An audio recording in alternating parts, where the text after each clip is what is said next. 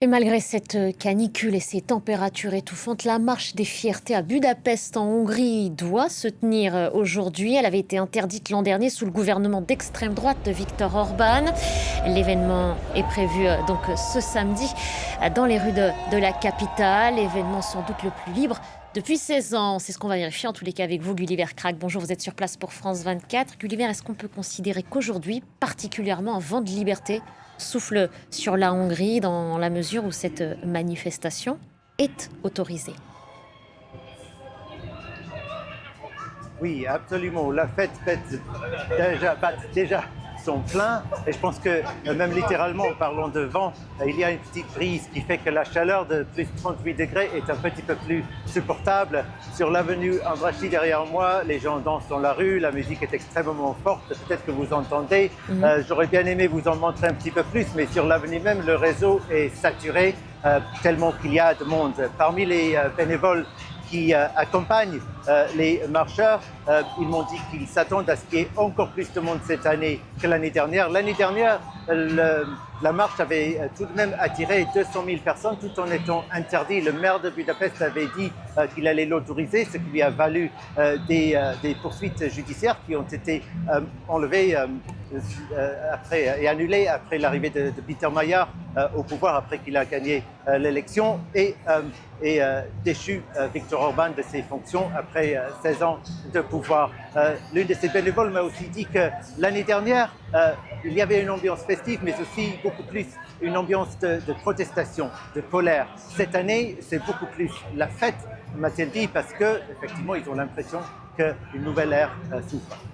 On entend la musique et on voit d'ailleurs, je vous rassure, les drapeaux arc-en-ciel derrière vous. L'ambiance semble effectivement beaucoup plus bon enfant que l'année dernière parce qu'on en avait parlé de cette marche interdite, mais de ces manifestants qui avaient bravé l'interdiction. Gulliver, dans tous les cas, Peter Magyar est issu de la droite conservatrice. On sait qu'il avait été évasif lorsqu'il avait été interrogé sur la question des droits et des libertés des personnes LGBTQ+ dans le pays. Cette manifestation aujourd'hui est autorisée, mais qu'en est-il plus largement sur la politique qu'il compte appliquer en la matière?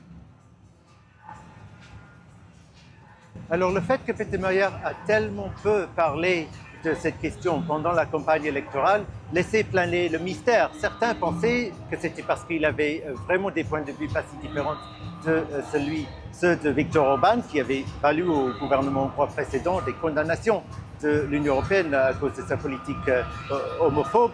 Certains pensaient que plutôt c'était tactique, parce que pendant la campagne électorale, il fallait bien essayer de convaincre un maximum de gens qui avaient voté aux élections précédentes pour Viktor Orban ou pour des partis encore plus à droite de voter pour lui. Et on sait que le courant homophobe dans la politique hongroise reste présente. Il y a eu au Parlement des débats houleux la semaine dernière sur ces questions. Il y a eu l'enlèvement des drapeaux arc-en-ciel sur l'un des ponts de Budapest, remplacé par le drapeau national. Alors tout le monde n'est pas content et Peter Mayer, bien sûr, sait qu'il doit faire attention à ne pas perdre du soutien sur cette question, parce que je pense qu'il considère les questions anti-corruption, anti-autoritarisme, amélioration des relations avec l'Union européenne comme prioritaires.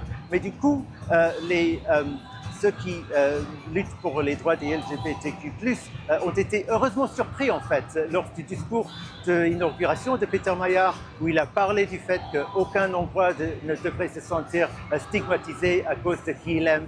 Et puis, la semaine dernière, lors de ce débat, sans toutefois proposer une législation pour faciliter l'adoption par les couples homosexuels, Peter Mayer a tout de même dit qu'il y avait beaucoup d'enfants qui cherchaient des parents d'adoption en ce moment en Hongrie et que le bien-être de ces enfants qui ne devraient pas rester orphelins devrait être pris en compte. Tout cela a été interprété comme des très très bons signes, des bons signes presque même inespérés, mais pas pour le moment accompagnés de projets de loi ou de vraies réformes en conséquence.